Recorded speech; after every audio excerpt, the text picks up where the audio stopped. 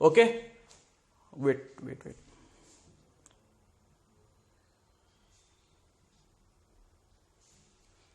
Okay, demolish is the first word. Fine guys, demolish ये verb है एक, इसका मतलब है इसका destroy completely. Demolish destroy completely, Hindi में इसका मीनिंग है ध्वस्त, ध्वस्त होना, ठीक है।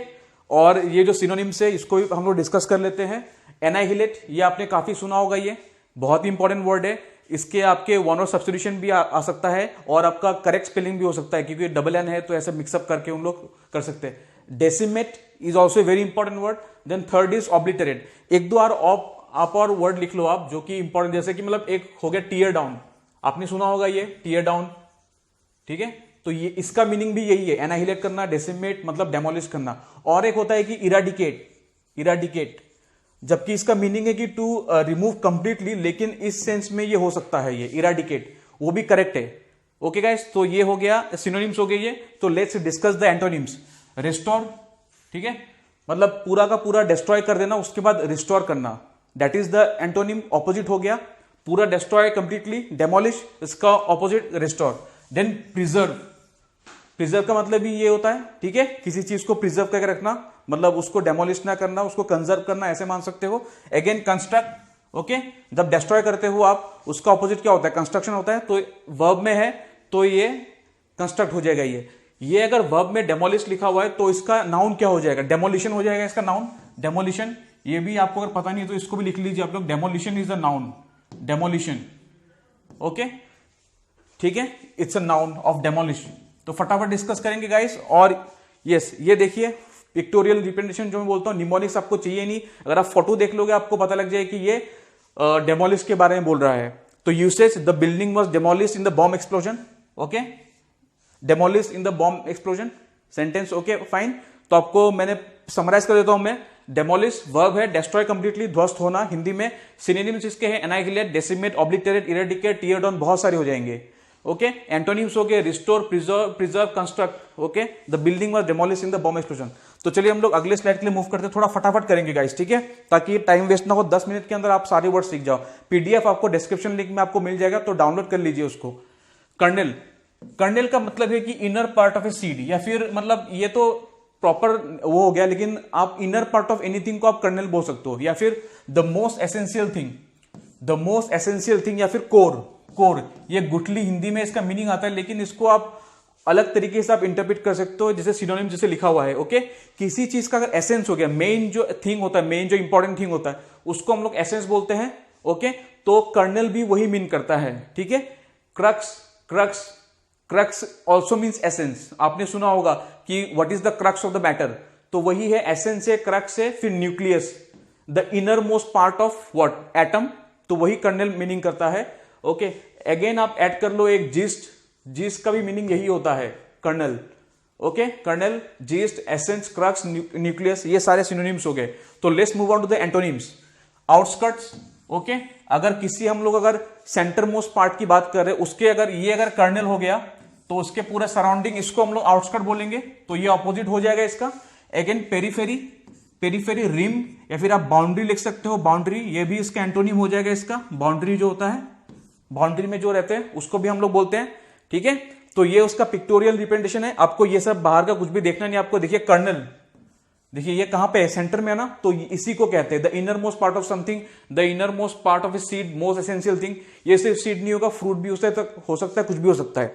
Again usage, Kashmir is the kernel of Indo Pak border dispute. पता है आपको, जो इंडिया पाकिस्तान का जो बॉर्डर डिस्प्यूट जो होता है, उसका जो सेंट्रल पॉइंट है वो क्या है, कश्मीरी तो है, ओके।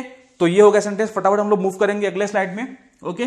पीडीएफ नीचे मिल जाएगा, आप लोग डाउनलोड कर लीजिए उसको। Cogent, cogent is also very important word, ये नॉर्मल न्यूज में भी आपको मिल जाएगा और एसएससी में भी पूछा गया वर्ड है ये। Very clear, very clear and easy for the mind to believe, मतलब ठोस, ठोस सबूत बोलते हैं हम लोग, बोलते हैं ना ठोस सबूत, ठोस, तो मतलब बहुत ही मतलब क्लियर है, एविडेंट है वो। कोजेंट अगर हो गया तो मतलब जो हम लोग देखते हैं हमको पहचान में आ जाता है, that is what is cogent. तो let's move on to the synonyms. Persuasive, persuasive भी नॉर्मल, पावरफुली परसुएसिव, ठीक है, परसुएसिव, ओके। कंपेलिंग, फोर्सफुल, ये सब मीन करेंगे कोजेंट को, okay. Cogent, persuasive, compelling, forceful synonyms हो गए इसके। Let's move on to the antonyms. Indecisive, indecisive, अगर आप डिसाइड नहीं कर पा रहे हो तो इसका मतलब क्या है कि आप क्लियर नहीं हो, आप इजी आपके मतलब easy, it is not easy for your mind, तो इनडिसाइसिव आप डिसाइड नहीं कर पा रहे हो।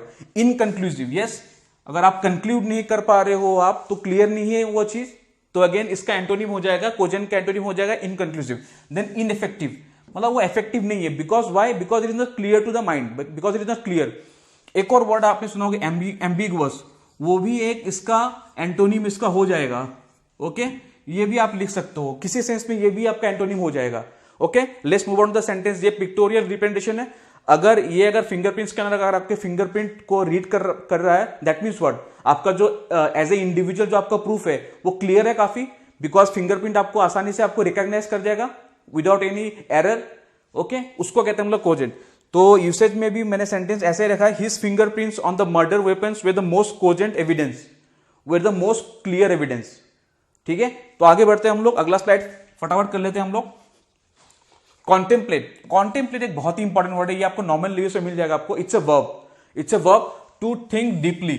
अगर आप बहुत ज्यादा सोचते हो, अगर फोटो देखोगे ओबामा जैसे सोच रहा है, तो इसका मतलब कॉन्टेम्पलेट कर रहा हो, आप करते हो ना कॉन्टेम्पलेट, तो विचार करना, बहुत ज्यादा सोचना, ये वर्ब हो गया। तो इसका अगर नाउन लिखोगे आप, contemplation will be the noun. Contemplation, contemplation is the noun, it's a noun, इसका नाउन हो जाएगा। ओके, तो इसके जो सिनोनिम्स है ये है कॉगिटेट करना, ठीक है, पॉन्डर करना, आपने सुना होगा पॉन्डर ओवर, तो पॉन्डर हो गया इसका सिनोनिम कॉन्टेम्पलेट का। रूमिनेट करना, रूमिनेट मतलब अपने पुराने चीजों को आप जब याद करते हो, बहुत ज्यादा सोचते हो, तब उसको आप बोलते हो कि रूमिनेट करना। तो ये तीनों के तीनों इसके सिनोनिम्स हो गए। ओके, कॉगिटेट, पॉन्डर, रूमिनेट, पूरा आप रट लो, पीडीएफ में जब मिलेगा आपको, बहुत अच्छे से पीडीएफ बनाया है, बहुत मेहनत करके, तो वहीं से पढ़ना आप लोग, ताकि आपको चीजें याद रहे। Okay, let's move on to the antonyms. Okay, discard करना। ओके, डिस्कार्ड करना is the antonym of contemplate. अगर आप सोच नहीं रहे हो उस चीज को, अगर डिस्कार्ड कर रहे हो, ठीक है, आप मतलब रिमूव करो दिमाग से, ठीक है, तो उसको हम लोग बोलेंगे डिस्कार्ड करना। ओके, फॉरगेट, यस, अगर आप सोच नहीं रहे हो और अगर आप भूल रहे हो तो उसको फॉरगेट, तो इसका एंटोनिम हो जाएगा अगेन नेग्लेक्ट करना। वही आप डीपली उस चीज को सोच रहे हो, इसका मतलब क्या है कि आप नेग्लेक्ट कर रहे हो। ठीक है, तो ये सारे एंटोनिम्स हो गए, डिस्कार्ड करना, फॉरगेट करना, नेग्लेक्ट करना। सेंटेंस वही है, इस फोटो जब आप ये मीनिंग आ जाएगा तो आप बस ये जो है इसको आप याद करना हमेशा, आप कि कॉन्टेम्पलेट ओबामा ऐसे सोच रहा था, तो आपको सारी चीजें आपको दिमाग में आ जाएगा। और फिर यूसेज में बहुत अच्छा एग्जाम्पल मैंने रखा है कि अभी जो एसएससी के एस्पायरेंट्स है वो क्या कर रहे हैं, contemplating the SSC exam dates, उनको पता नहीं लेकिन सोच रहे हैं बस, लेकिन सोचता नहीं है आपको, वो सब आपके हाथ में नहीं, आपको बस मेहनत करना है। जैसे हम लोग मेहनत कर रहे हैं वैसे आपको मेहनत करना है, मेहनत करोगे तभी नंबर आएंगे और आपका सिलेक्शन भी हो जाएगा। ठीक है, तो लास्ट वर्ड प्रिवेलेंट। प्रिवेलेंट ये आपने कॉमनली बहुत सुना होगा, प्रिवेलेंट जो वर्ड है आपने सुना होगा ये, लेकिन बहुतों का मीनिंग नहीं पता होता, ऐसे ही कभी का गलत यूज करते रहते हैं, तो मैंने इसलिए ये वर्ड लिखा मोस्ट फ्रीक्वेंट और वेरी कॉमन। मोस्ट फ्रीक्वेंट और वेरी कॉमन, प्रचलित, जो बहुत ही कॉमन है और बहुत ही ज्यादा फ्रीक्वेंट है, और जो मतलब हिंदी में जैसे प्रचलित हो गया तो वो इसको प्रिवेलेंट कहते हैं। सिनोनिम्स भी वैसे ही हो जाएंगे, कन्वेंशनल। कन्वेंशनल, कन्वेंशनल क्या होता है, जो आप इजीली आप देखते हो, जो इजीली आपके लाइफ में होते रहता है, that is called conventional. Then customary also, उसका एक सिनोनिम है। करंट, ये सारे आपके मीन करेंगे प्रिवेलेंट को, जो अभी प्रचलित है। प्रचलित, करंट भी वही बोलता है कि प्रचलित। ठीक है, कस्टमरी, कन्वेंशनल। मैं थोड़ा फास्ट पढ़ा रहा हूं गाइस, क्योंकि मुझे 10 मिनट के अंदर आपको ये 5 वर्ड्स कराने हैं। इसमें समझने का कुछ नहीं है उतना, आपको बस याद करना चाहिए। पीडीएफ आपको डिस्क्रिप्शन लिंक मिल जाएगा, प्लीज डाउनलोड कीजिए, उसको गो थ्रू कीजिए बार बार। एंटोनिम्स, अनयूजुअल, ठीक है, अगर कोई चीज कॉमन है दैट इज कॉल्ड प्रिवेलेंट, तो अनयूजुअल जो होगा, अनकॉमन जो होगा, वही तो इसका उल्टा होगा प्रिवेलेंट के, तो अनयूजुअल उसी से हो गया।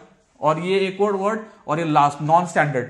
बहुत ही सिंपल वर्ड्स है गाइस, एक बार पढ़ लीजिए, मतलब बहुत सिंपल वर्ड्स है। ठीक है, बहुत टफ नहीं है। ये देखिए, एक मैंने इमेज दिया है। प्रिवेलेंट मतलब क्या होता है कि ये पूरे वर्ल्ड मैप है, अब जहां पे आप रेड रेड देख रहे हो ना, आप रेड रेड रेड रेड, मतलब कोई तो चीज है, मतलब इतना प्रिवेलेंट है, हर जगह यहाँ पे है, तो that is called prevalent, that is most common और मोस्ट फ्रीक्वेंट यूसेज हो गया। English is the most prevalent language across the globe. ठीक है, तो यही होता है, इंग्लिश सबसे ज्यादा प्रचलित है दुनिया में, जो लैंग्वेज सबसे ज्यादा प्रचलित कौन सा, इंग्लिश है। ठीक है, तो मैंने सारे वर्ड्स डिस्कस कर दिए, इसका पीडीएफ आपको मिल जाएगा डिस्क्रिप्शन लिंक में, लेकिन वीडियो अटेंड करना जरूरी है, क्योंकि एक बार आप सुनते हो फिर आप डाउनलोड भी करना।